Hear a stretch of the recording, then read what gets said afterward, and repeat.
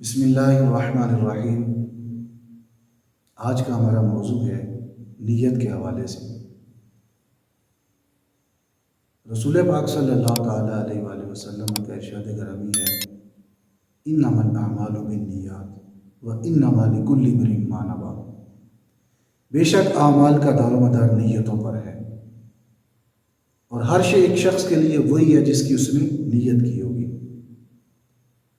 اور نیت ہر ایک عمل سے پہلے کی جاتی ہے۔ نماز پڑھتے وقت یہ دل میں ارادہ ہونا چاہیے کہ میں نماز خالصتاً اللہ کی رضا کے لیے پڑھ رہا ہوں۔ آج لوگ نماز پڑھتے ہیں لوگوں کے دکھلاوے کے لیے نماز پڑھتے ہیں، حج کرتے ہیں دکھلاوے کے لیے حج کرتے ہیں تاکہ لوگ مجھے حاجی کہیں، سخاوت کرتے ہیں اس غرض سے کہ لوگ مجھے سخی کہیں، 1 روپیہ خرچ کرتے ہیں اور ساتھ ہی ویڈیو تصاویر بنا لیتے ہیں اور لوگوں کو یہ دکھاتے پھرتے ہیں کہ میں نے بڑی سخاوت کی۔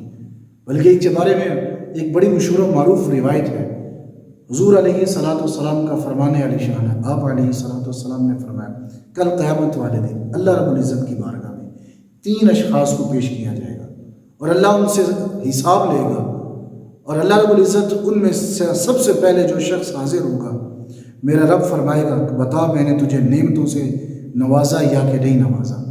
وہ آگے سے عرض کرے گا باری تعالیٰ تو نے بڑی نعمتوں سے نوازا، اور پھر میرا رب فرمائے گا تو نے ان نعمتوں کے ساتھ کیا کیا۔ وہ عرض کرے گا باری تعالیٰ میں نے اپنی جان کا نذرانہ تیری راہ میں خرچ کیا اور میں شہید ہوا۔ میرا رب فرمائے گا تو جھوٹ بول رہا ہے، تیری نیت یہ تھی کہ لوگ مجھے بہادر کہیں، اس غرض سے تو جنگ میں گیا، اس غرض سے تو نے جہاد کیا کہ لوگ تجھے بہادر کہیں، لوگوں نے کیا لیا؟ تو پھر میرا رب فرشتوں سے فرمائے گا اسے گھسیٹ کر جہنم میں لے جاؤ۔ اور پھر دوسرا وہ شخص پیش ہوگا کہ جس نے ساری زندگی قرآن پڑھا ہوگا، بڑی خوشنامی سے، بڑی خوبصورت آواز ہوگی۔ میرا رب فرمائے گا بتا میں نے تجھے نعمتوں سے نوازا؟ وہ عرض کرے گا باری تعالیٰ تو نے مجھے نعمتوں سے نوازا تھا۔ میرا رب فرمائے گا بتا تو نے ان نعمتوں کے ساتھ کیا کیا؟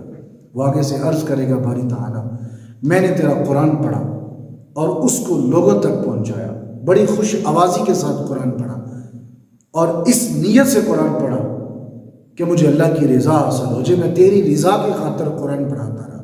میرا رب فرمائے گا نہیں تمہاری نیت یہ نہیں تھی، تمہاری نیت یہ تھی کہ میں قرآن پڑھتا ہوں لوگ مجھے کہیں کہ بڑا سونا قاری قرآن ہے، بڑی خوبصورت آواز ہے، بڑا پیارا قرآن پڑھتا ہے، 100 لوگوں نے داد دے دی، تو نے وہ داد وصول کر لی۔ اور پھر میرا رب فرشتوں سے فرمائے گا اسے پکڑو جہنم میں ڈال دو۔ اور تیسرا وہ شخص حاضر ہوگا، وہ عرض کرے گا باری تعالیٰ تو نے مجھے بڑی نعمتوں سے نوازا۔ میرے رب فرمائے گا تو نے ان نعمتوں کے ساتھ کیا کیا؟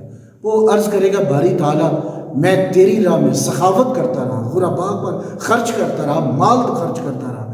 میرا رب فرمائے گا تو نے اس وجہ سے خرچ کیا تھا کہ لوگ تجھے سخی کہیں، 100 لوگوں نے تجھے سخی کہہ دیا، اور تمہارا ارادہ میری رضا نہیں تھی، تمہارا ارادہ محض یہ تھا کہ لوگ تجھے سخی کہیں، 100 لوگوں نے تجھے سخی کہہ دیا۔